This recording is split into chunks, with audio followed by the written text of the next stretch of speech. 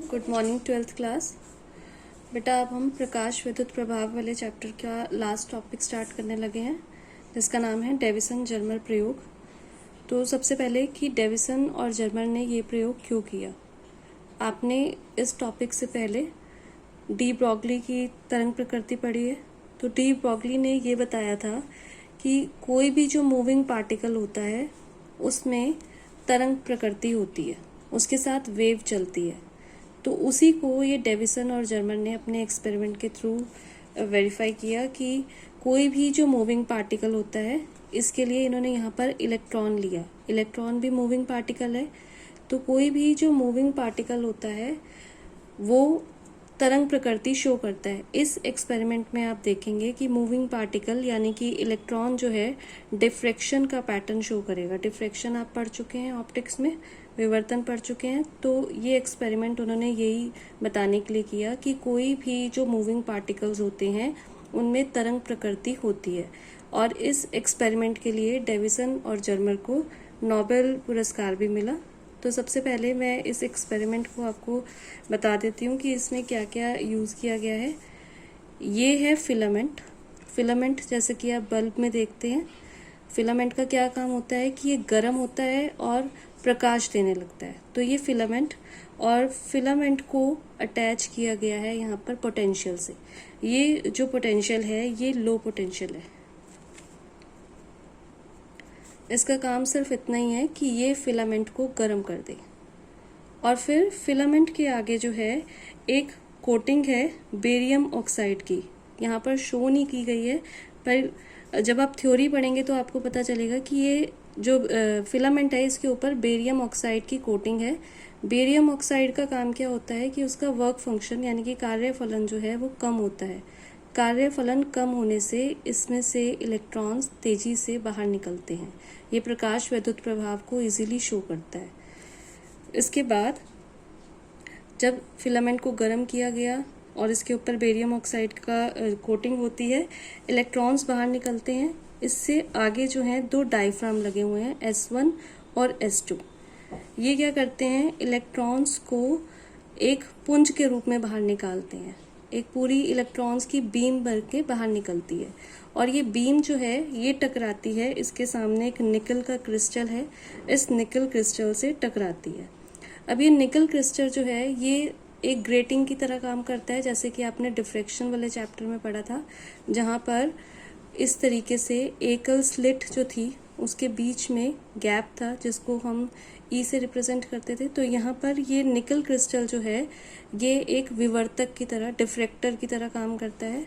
यहाँ से बीम निकलती है, फिलामेंट गर्म होता है, बीम निकलती है और बीम जाकर टकराती है निकल क्रिस्टल से।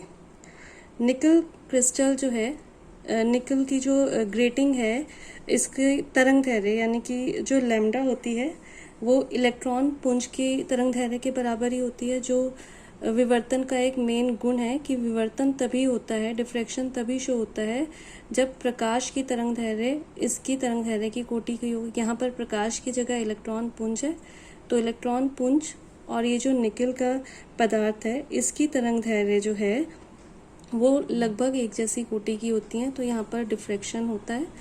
और ये सी जो है ये है आयनन कक्ष। अब ये आयनन कक्ष क्या होता है, इसको आप एक तरीके से कलेक्टर समझ सकते हैं। यहाँ से इलेक्ट्रॉन की बीम निकली, यहाँ से रिफ्लेक्ट हुई और रिफ्लेक्ट होकर यहाँ पर कलेक्ट होती गई। इसकी ज़्यादा डिटेल आपको नहीं पढ़नी क्योंकि आपके कोर्स में सिर्फ इसकी कार्यविधि है। तो ये कलेक्टर एक तरह से है जो यहाँ से जो इलेक्ट्रॉन्स टकरा कर आते हैं उन इलेक्ट्रॉन्स को कलेक्ट करता है। और आप यहाँ देख रहे हैं कि ये एक सर्कल में लगा हुआ है ये कलेक्टर, मतलब ये मूव कर सकता है। और इस कलेक्टर का कनेक्शन है गैल्वेनोमीटर से। गैल्वेनोमीटर धारा मापी होती है। जब इस सिस्टम में कोई धारा नहीं बह रही होती है तब इस गैल्वेनोमीटर का जो विक्षेप होता है, जो सुई होती है, वो 0 पे होती है। और जब इसमें धारा बहनी शुरू होती है तो इस गैल्वेनोमीटर की जो सुई है उसमें विक्षेप हो जाता है, या तो राइट साइड या फिर लेफ्ट साइड। तो जब इलेक्ट्रॉन्स यहाँ पर आएंगे, इलेक्ट्रॉन्स आने का मतलब क्या हुआ, यहाँ पर फ्लो ऑफ करंट स्टार्ट हो गया, और फ्लो ऑफ करंट स्टार्ट होने से गैल्वेनोमीटर में विक्षेप आ जाएगा। तो हमें पता चलता रहेगा कि इलेक्ट्रॉन्स इसमें कलेक्ट हो रहे हैं।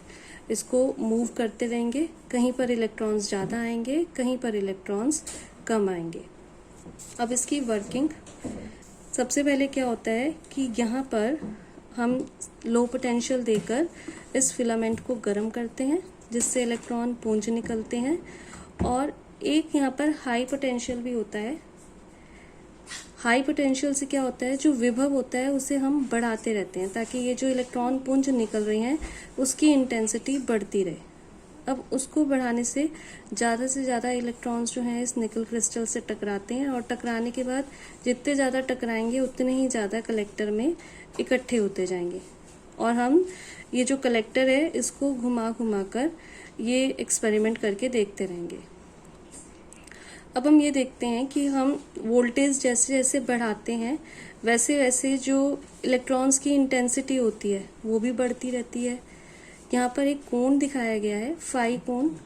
ये फाई कोण जो है, जो आपतित हो रहा है इलेक्ट्रॉन पुंज, मतलब जो निकल क्रिस्टल पर इलेक्ट्रॉन्स टकरा रहे हैं, और उसके बाद जो रिफ्लेक्ट हो रहे हैं या जो विवर्तित हो रहे हैं। यहाँ पर वर्ड विवर्तित यूज किया गया है, पर अभी हम नहीं कह सकते कि विवर्तन हो रहा है या नहीं, इसलिए आप इसको रिफ्लेक्टिंग वाले भी बोल सकते हैं। जो रिफ्लेक्ट हो रहे हैं इलेक्ट्रॉन पुंज, उनके बीच में कोण है ये फाई।